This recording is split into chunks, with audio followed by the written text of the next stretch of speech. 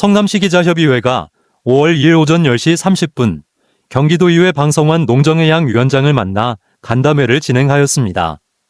이날 간담회는 방성환 경기도의회 농정해양 위원장의 의정활동과 위원회에서 추진하고 있는 주요 정책에 대해서 얘기를 나누어 보았습니다. 경기도 우리 농정해양위원회 위원장이 활동하시면서 최근에 가장 중점적으로 추진하고 있는 정책이 있으면 무엇이고, 그리고 이제 그런 배경과 기대 효과는 무엇인지 좀 설명해 주시면 좋겠습니다. 먼저 우리 위원님 인사 말씀 듣고 진행하도록 하겠습니다. 네, 안녕하십니까. 경기도의원 방성환입니다. 지금 경기도의회 농정해양위원회를 맡고 있고요. 위원장 맡고 있습니다. 그리고 지역구는 여기 야타, 미매, 삼평동 도의원인데요. 요즘에 우리 경기도민들의 건강과 휴식을 위해서 농정위에서 많은 활동을 하고 있으니까요. 우리 지역을 위해서도 오늘 인터뷰가 좋은 계기가 됐으면 합니다. 반갑습니다. 네, 감사합니다. 자, 그러면 의원님 지금 최근에 가장 중점적으로 추진하고 있는 정책이 무엇이고, 그리고 그 배경과 기대 효과는 무엇인지 설명해 주시기 바라겠습니다. 우리가 이제 농정해양위원회인데 경기도의 많은 부분을 차지하고 있는 게 산, 강, 바다, 하천이래요. 그리고 경기도가 상당히 도농 복합도시도 있고 도시도 많이 있는데, 이제 농어촌 자원을 활용해서 도시민들에게 그런 건강, 휴식, 뭐 여러 가지 등을 제공하는 도시농업을 좀 중점적으로 하고 있어요. 근데 도시농업 그러면 단순히 이렇게 텃밭 가꾸고 이렇게 생각을 하실 텐데, 크게 보면 제가 이제 도시농업 전부 개정을 하면서 도시농업의 유형을 세 가지로 유형화했어요. 가장 큰 게 전통적으로 알고 계시는 텃밭을 가꾸는 경우. 근데 텃밭을 하다 보니까 좀 많은 문제점들이 있더라고요. 이게 물이 새거나 벌레 생기고 풀나가지고 초기에는 잘하는데 지속이 잘 안 돼가지고 요즘에 이제 상자 텃밭을 만들어서 보급을 하고 있는데, 보통 이제 자부담이 약간 들어가긴 하지만 이게 상자를 여러 가지 형태로 해서 이동도 가능하게 하고 물주기도 편하고, 또 거기에 아예 이제 거름이나 이런 것까지 복합돼서 나온 상자가 한 5만 원에서 7만 원 정도 세트로 들어가는데, 요게 이제 노인정이라든가 학교, 또 어린이집, 유치원, 또 이렇게 복지관, 그다음에 짜투리 땅에도 상당히 한 20개에서 30개의 그 텃밭 상자를 하면 굉장히 유익하게 가꿀 수 있는 그런 기회가 되고, 또 한 가지 세 번째 유형이 이제 가족 체험형이에요. 경기도에는 체험 마을이 한 120개 정도가 되거든요. 그 체험 마을에 아까 텃밭하고 상자 텃밭을 결합한 거지. 가운데는 텃밭한 그 동네에 있는 그 텃밭 상자를 텃밭하고 주변에 텃밭 상자, 그쪽에는 이제 나무로 재질로 만든 게 여러 가지 해서 뭐 해바라기 모양, 클로버 모양 해가지고 가족들이 함께, 또 회사에서 요즘에 사회적 책임하면서 같이 가서, 그거 아시죠? 촌캉스. 촌캉스가 결합되게 해서 그 지역의 아까 마을에서 그 가족들과 함께, 회사 구성원들과 함께 그걸 심고 가꾸고 거기서 난 걸 가지고 먹고, 이렇게 해서 그다음에 체험 프로그램도 같이 운영하는, 이렇게까지 세 번째가 가족 체험 치유형, 이렇게 도시농업의 세 가지 형태를 운영하고 지금 보급하고 있거든요. 근데 무엇보다 중요한 거는 예산이더라고요. 그래서 예산 저희가 수립하려고 사업 계획하고 그런 걸 하고 있어서 굉장히 많이 보급되고 있는데, 가장 보람 있는 거는 그 아이들이 어린이집 유치원에서 엄마하고 손잡고 와서 같이 따고 이렇게 고추 따고 심고 하는 걸 같이 해먹고 집에 가져가고, 그런 해맑은 얼굴을 볼 때 가장 보람이 있더라고요. 더 많이 보급시키겠습니다. 그러면 한 120개 체험마을이 있는데, 저희 성남 관내에는 그런 체험마을이 없죠, 사실. 그렇죠. 성남에는 아직은 이제 없다고 봐야지. 주로 이제 해안가, 산촌, 그다음에 농어촌에 이제 하우스 있는 곳에서 주로 이제 여주, 이천, 포천, 이쪽 북부 쪽이나 동부권에 많이 있는데요. 성남도 이제 그거는 마을 개념 플러스, 그래서 저희가 마을로 하면은 좀 부족하기 때문에 제가 이제 체험 농장을 좀 활성화해서 마을로 좀 발전시키자. 그래서 우리 주변에 체험 농장 많이 있잖아요. 특히나 딸기 농장 같은 경우는 12월, 1월에 비수기 때 하고, 토마토, 그다음에 여러 가지 뭐 고추 이런 것들을 요즘에 배지 농업이라 그래가지고 아주 간단하게 농사를 질 수 있거든요. 그런 체험 마을에서 학교랑 취약계층이라든가 이런 부분하고 연계시켜 가지고 하는 체험 농장을 저희가 하고 있어요. 그래서 좀 이따 말씀드릴 텐데, 체험농장 플러스 치유농업 요게 이제 마을 형태로 되거나 아까 말씀드린 대로 도시농업하고 결합되는 그런 방향으로 지금 발전시키고 있고요. 이 최종적인 건 그래요. 지금 도시 그 주민들이 농어촌, 산촌 자원을 활용해서 요즘에 스트레스 받으면 기사님 어디 갔어요? 그냥 자거나 술 먹거나 혼자 여행 가거나 하잖아. 솔직히 별로 없어. 근데 우리 주변에 10분에서 30분 정도 이렇게 같이 어울려서 갈 때 아까 체험농장, 치유마을, 그 다음에 휴양마을, 도시농업 이런 곳에 농어촌 자원을 활용하면은 내가 아까 얘기할 때 스트레스 받을 때 있잖아요. 어떤 호르몬이 나오면 코르티졸이라는 호르몬이 나옵니다. 이게 쌓이면 이게 혈관인데 굉장히 안 좋은데 이런 부분을 내가 가까운 농어촌 자원을 활용해서 또 도시농업, 아까 체험 치유를 하면 그런 스트레스도 풀리고 갈등도 풀리고 평소에 건강 관리하고 또 놀아 일 잘하잖아요. 그렇죠. 그러니까 회사원들도 휴식할 때 같이 가는 그런 총캉스 개념하고 결합하는 도시농업, 치유농업 하고 있습니다. 네, 예, 좋은 예, 사업들. 아직까지 잘하고 있죠? 네. 네. 그래서 저희가 이제 아이들만 주로 이제 많이 가는 것 같긴 하지만 이렇게 가족 단위로 움직이면 그렇죠. 회사도. 예, 좋을 것 같습니다. 예.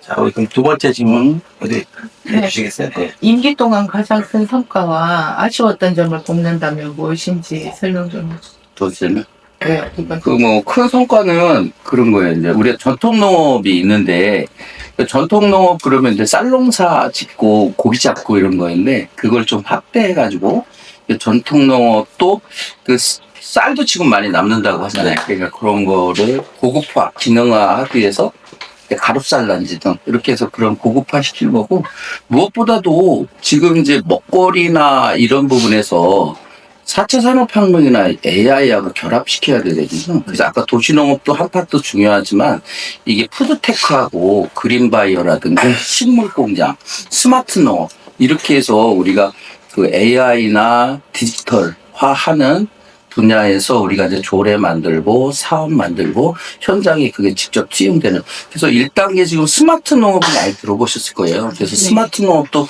1세대, 2세대, 3세대가 있는데 1세대는 이제 간단하게 뭐 햇빛 열어주고 물 주고 이런 건데 이 보급하는 작업에 대해서 이제 스마트 농업 현대화 사업도 하게 되고 이건 이제 국비가 같이 들어가고 경기도에서도 독자적인 사업으로서 이 어르신들이 일자리 줄이는 거잖아요. 근데 아직은 이 디지털이나 스마트에 대한 적응도가 없으세요. 그래서 1차적으로 교육 컨설팅 사업하고 또 지원해드리고 시설 개선해드리고 이런 부분에 대해서 이제 스마트 농업 보급화하게 되고 이런 부분은 가장 효과적이고요. 보람 있는 부분인데 아직은 걸음마 단계이긴 해서 이 부분은 이제 푸드테크하고 연결을 시켜서 지금 농수산진흥원하고 또 농업기술원하고 해서 푸드테크에서 좀 스타 농부 제가 명명하는 아이돌 농부라고 하는데 아이돌 농부가 농어촌 자원에서 많은 도민들을 먹여 살리는 그런 스타 아이돌 농부를 탄생시키는 게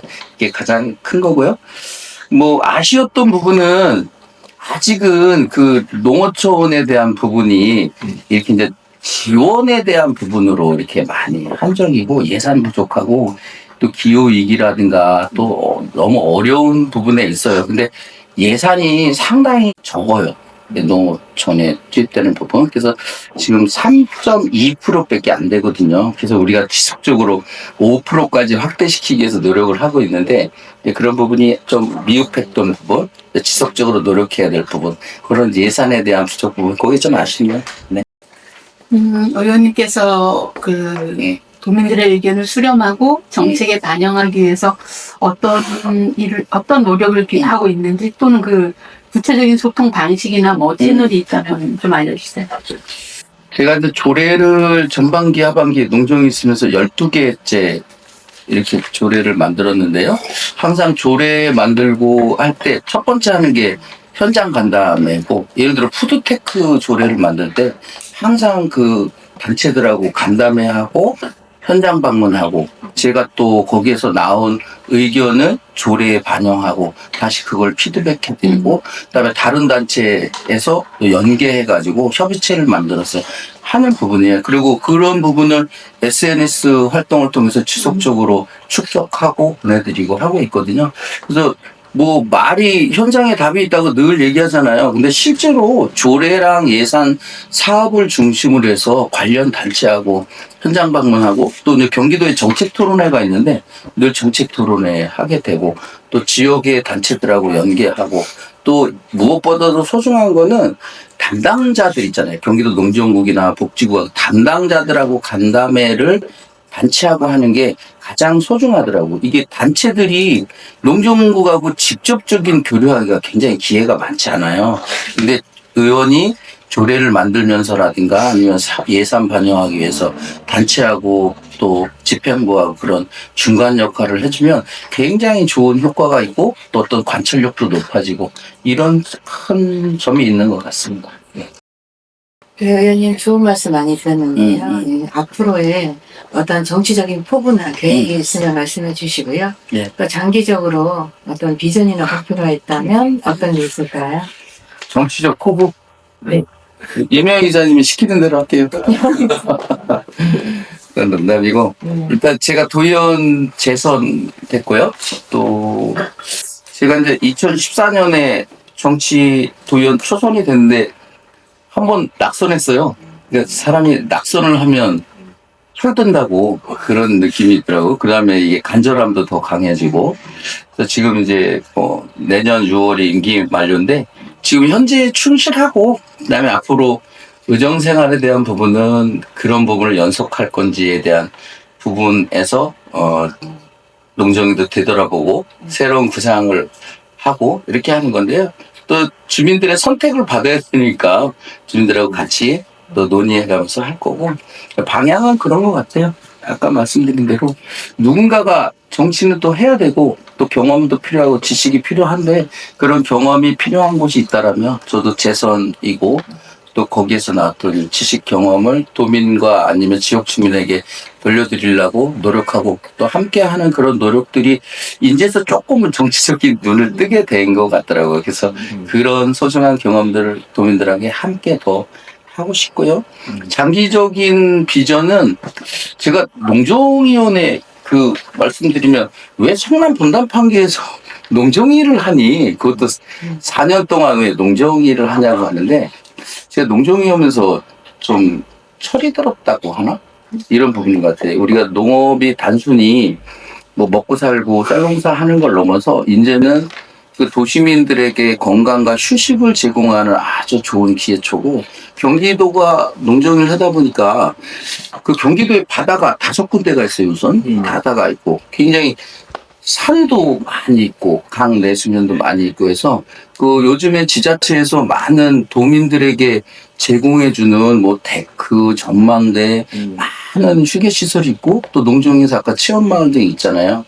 이런 부분들을 도민들이 편리하게 활용하고 건강이나 휴식에 도움이 되게끔 하는 이런 부분으로 제공해드리는 기회장이 됐으면 좋겠고 장기적인 그 일 중에 제가 꼭 하고 싶은 일이 이거예요. 요즘에 ESG 경영 중요하다고 그러잖아. 예전에 ESG 전에는 CSR이라고 해서 기업의 사회적 책임인데 요즘에 기업이나 학교에서 어떤 갈등, 스트레스에 대한 관리가 잘 안 돼서 이런 부분이 최종적으로는 우울, 자살, 여러 가지 갈등이 사회적 비용으로 오잖아요. 그런 사회적 비용을 아주 감소시키는데 농어촌, 산촌 자원이 활용하고 우리 농정위가 활동하는 부분이 제가 꼭 하고 싶은 게 그 ESG 경영 중에서 사회적 책임을 노사가 함께 농어촌에서 아까 같이 활동하는 그런 부분의 기회장으로 제공해 주고 싶고요. 그러려면 여러 가지 제도적 장비도 필요하고 예산도 필요하고 또 사업도 필요하고 또 조직화도 필요하고 많은 경기도의 플랫폼 기능이 필요하다는 생각이 들거든요. 그래서 제가 장기적으로는 꼭 그런 플랫폼 기능을 하는데 담당하고 지속적으로 경로 추적한다 그러잖아. 네네. 기존에 만든 조례, 경로 추적하고 사업은 제대로 되고 있는지, 조직 관리 잘 되고 있는지 이런 부분을 지속적으로 장기적으로 해나갈 생각입니다. 그러면 이제 우리 의원님 앞으로 좀 가장 그동안 활동 속에서 좀 보람을 느꼈던 때가 언제였는지 그리고 앞으로 이제 의정 활동을 어떻게 좀 계속 활동을 하고 싶으신지. 그러니까 저는 가장 행복한 공간이 현장에 있을 때더라고. 그리고 현장에서 그냥 이렇게 눈으로 보는 것도 있지만 같이 체험하고 또 어떤 문제점을 듣고 그다음에 해결하는 이런 부분인데요.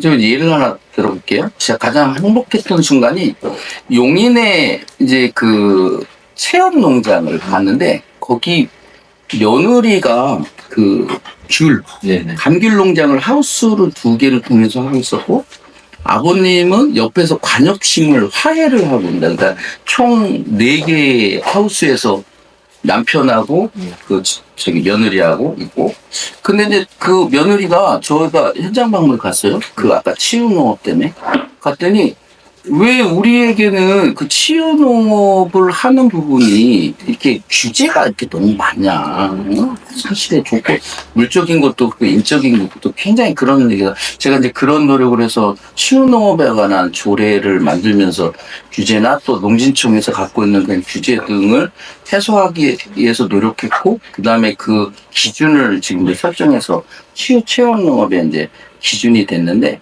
거기에 가장 그 좋았던 점이 뭐냐면 그 며느리분이 그러시더라고. 이전에 아버님이랑 남편이 할 때는 거기서 500에서 700밖에 못 벌었다는 거. 그냥 관엽식물 팔고 감귤 이렇게 가격에 따서 팔았을 때는 그러니까 그걸 내 식구하고 애들 키우기에 굉장히 이걸 직업으로 가질 수 있나? 이 생각을 했대요. 근데 그 와이프 그 며느리가 그러면 내가 이거를 좀 강의를 했다?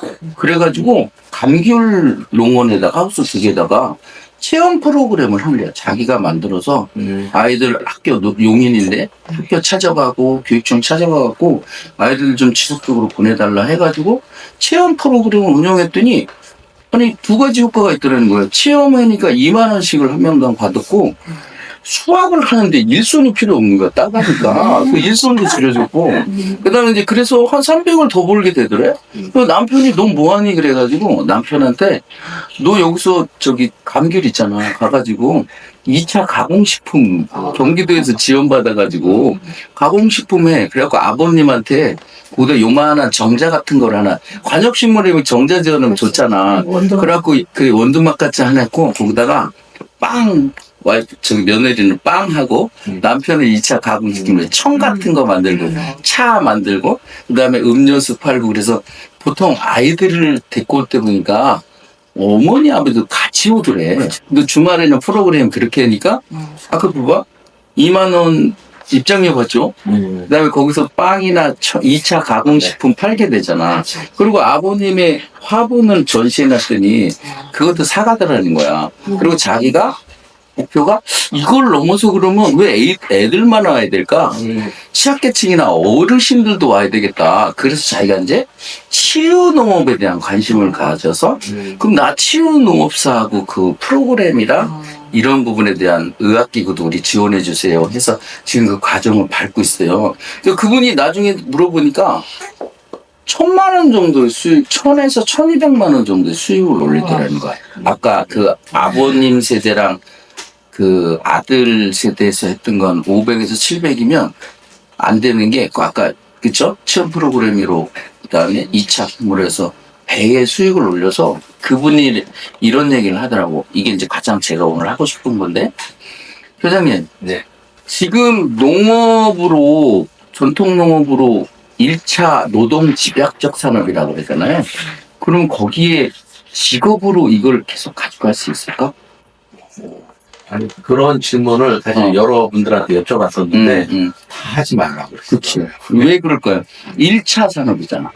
그 다음에 노동 집약적이잖아. 근데 거꾸로 3차 산업, 자본 집약적, 소비 성향 이러면 가능하겠죠. 아까 그래서 이 아까 얘기가 우리가 이제 그 어촌 농정이도 농촌 1차 산업 생산 중심에서 이제 도시 소비 이제 4차, 6차 산업으로 가는. 그래서 우리 하나만 회장님이 더 여쭤볼게요. 6차 산업이 뭔지 아세요? 체험에. 그렇지. 네. 틀렸어요. 아닌가요? 뭐냐면 6차 간단해요. 1, 2, 3을 곱하면 6 바뀌잖아요. 농어촌은 1차, 2차, 3차 산업이 다 있다는 거야. 좋았어요. 그래. 근데 그저 이제까지는 1차 산업에만 집중했다는 거지. 그래서 1차에서 4차, 그다음에 인공지능이 가미된 4차, 6차. 그다음에 요즘에 생산은 농민들한테 제가 그러거든요. 생산에 자신 없는 농민은 그 농민이 아니다. 농민들이 생산은 다 자신 있고 그래요. 그러니까 이제 소비에 중심이 돼서 우리 지역구인 여기 분당도 이제 소비에 대해서 아파트에서 대량 소비하거나 공동 구매하는 이런 부분, 그 다음에 얘기하는 기계화 이런 부분에 대한 부분도 이제 함께 가면 경기도에서도 농어촌 자원이 굉장히 좋은 부가가치를 창출할 수 있는 산업이고 기회장이고 무엇보다도 청년들이 일자리로 투입될 수 있는 이런 좋은 기회장인데 아직은 단순히 들어가기 힘들어요. 그러니까 그런 그 경기도나 국가나 지자체에서 해줘야 될 일은 혼자서는 못하는 이런 부분을 플랫폼 기능으로 도와주고 또 청년들이 가서 일자리를 갖게끔 하는 그런 부분에서 제가 꼭 청년 농어촌 마을을 경기도와 함께 만들어서 시범적으로 만들고 보급하고 싶어요. 그래서 청년들이 여기서는 아까 얘기하는 감귤 키우고 여기서는 화해 키우고 여기서는 산천에서 버섯 키우고 해서 그게 하나의 협의체 마을 되고 그 안에 유치원 학교 있고 그걸 소비하는 또 생산 소비가 농업진흥원이나 산업단지하고 연결되고 이렇게 하는 청년 농어촌 마을이 되면 직업으로도 연결되지 않을까 그런 생각을 하고 있어요. 그 농정위에서 또 주안점을 두는 게 반려 문화예요. 반려. 그래서 반려가 우리 말해드리셨지만 반려동물과가 경기도에 또 인근 소속이고 여기에 있는 게 지금 반려식물인데요. 그래서 반려동물 특히 우리 지역에 그런 뭐 놀이터라든가 그런 체험이라든가 이런 부분이 있어서 그런 반려동물에 대한 많은 사업을 할 거고 특히 반려식물과 화해 이런 부분들 있잖아요. 그래서 이거는 노인정이나 아니면 학교 이런 부분에 지속적으로 보급시켜 드리는데 이런 말은 마지막으로 하나 할게요. 우리가 반려라는 말을 되게 너무 쉽게 쓰면 안 된다고 생각이 들어요. 우리가 반려는 내가 좋을 때만 반려를 하는 게 아니라 진짜 반려동물도 아프고 힘들고 어렵고 돈이 들 때도 내가 반려 가족처럼 했을 때 진짜 반려인 거지 좋을 때 있다가 그게 유기의 가장 큰 원인이고 생명에 대한 부분이 좋을 때만 하고 싫을 때는 버리고 이러는 건 아니잖아요. 그러니까 우리가 반려 문화를 확산하는 부분에 많은 부분을 신경 쓰고 그 반려동물 식물이 인간에게 주는 굉장히 교감 활동이라든가 정서적 안정, 심리적 안정에 대한 부분은 굉장히 돈으로 주고도 살 수 없는 부분이니까 그런 부분은 가족이라고 생각하고 함께 해나가는 그런 확산 운동에서 하는데 함께 해주셨으면 좋겠어요. 네, 저도 하나 질문할 게 있는데요. 네. 그 전국 최초로 반려식물 활성화에 대한 조례안이 제정되었잖아요. 네. 의원님이 발의하셔가지고. 전국 최초로. 네, 전국 최초로. 그 거기에 나오는 뭐 식집사, 풀멍 요런 말들이 네. 새로우면서도 정감 가더라고요. 네.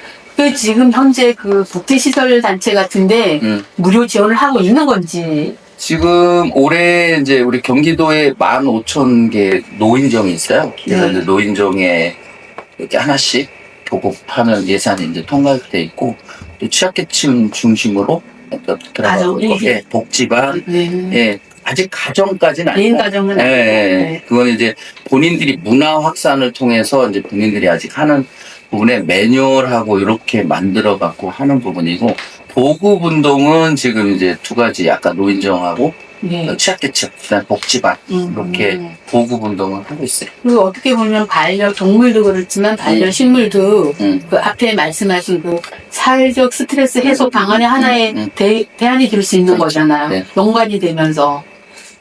반려동물 복지 실태조사. 네, 실태조사 기관이라고 하는데 네. 그 뭐 단속을 하고 이러는데 무슨 그 등록을 그 기관 안에 뭐 등록하지 않고 무슨 과태료나 뭐 이런 벌금형이 있나요?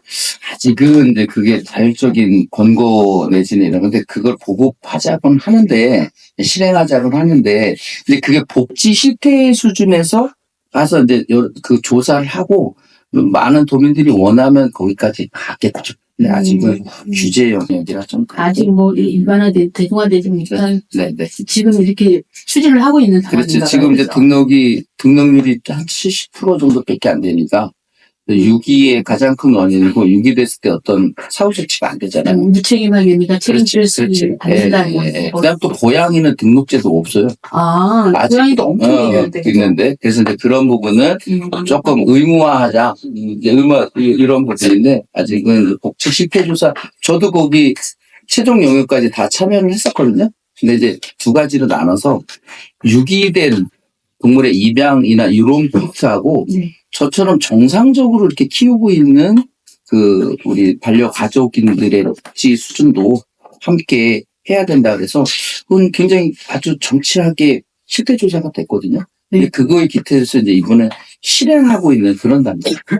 그래서 저도 막 나오면서 모기자를 나랬더니 상세히는 못 봤는데 딱 의원님하고 관련돼 있는 거라서 그렇지. 타이틀하고 이렇게 한번 쭉 봤어요. 그러니까 그래서 과연 지금 현재 반려동물 복지는 어디까지인지 그래서 거기 보니까 등록을 하면 등록한 반려동물에 대해서는 뭐 지원을 한다고 이렇게 그렇지. 뭐 유인 책임이. 네, 그래서 지원을 한다고 그럼 만약에 반려동물을 안 키우는 입장에서는 이게 결국 지자체나 나라에서 지원한다는 건 세금인데 안 키우는 사람은 이거 역차별적인데 세금으로 이런 생각도 할 수 있지 그러니까 않을까요? 그게 우리가 아까 좀 반려라는 분 그 가족들도 있지만 그게 잘못하면 이웃들하고 갈등이 되잖아요.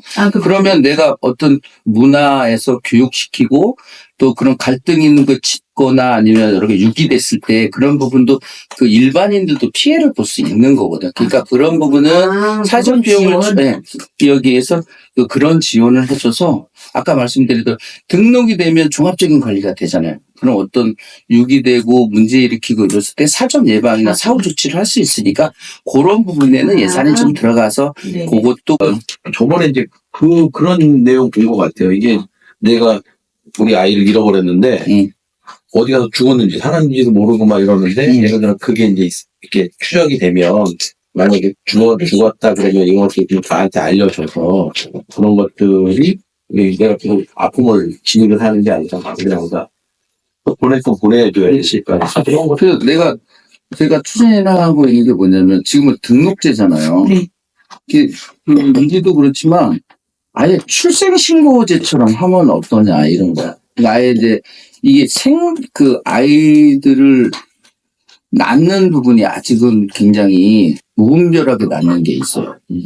물론 이제 그 샵에서도 낳고 그렇지만 예전에 화성 사건처럼 이렇게 됐기 때문에 이 출생에 대한 부분을 정확하게 관해서 좀 관리를 해야 그 이후에 출생하고 등록하고 관리하는 부분이 일원화돼서 하는 부분으로 가야 된다고 생각하고 이게 이제 반려동물에 대한 거는 지역에 굉장히 갈등적인 요소가 사실 10명 중에 1명만 반대해도 이게 어떤 교육식이 것 같아요. 네. 반려동물을 키우시는 분들의 매너와 교육이 그런 교육 지원 같은 거는 맞습니다.